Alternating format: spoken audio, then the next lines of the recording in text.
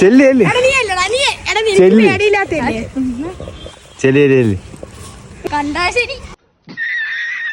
അത് വെറുതെ പറയുന്നത്. ഇല്ലടാ, നീ ഹോസ്പിറ്റലിൽ നീ എന്തിനാ പേടിക്കുന്നത്? ഞാൻ ഉള്ളപ്പോഴാണ് നീ പേടിക്കുന്നത്. ചെല്ലി അത്രേ ഉള്ളൂ. Good bye bye. അന്ന് കോഴിയാ. എടാ അതിന്റെ അടുത്തോട്ട് പോടാ.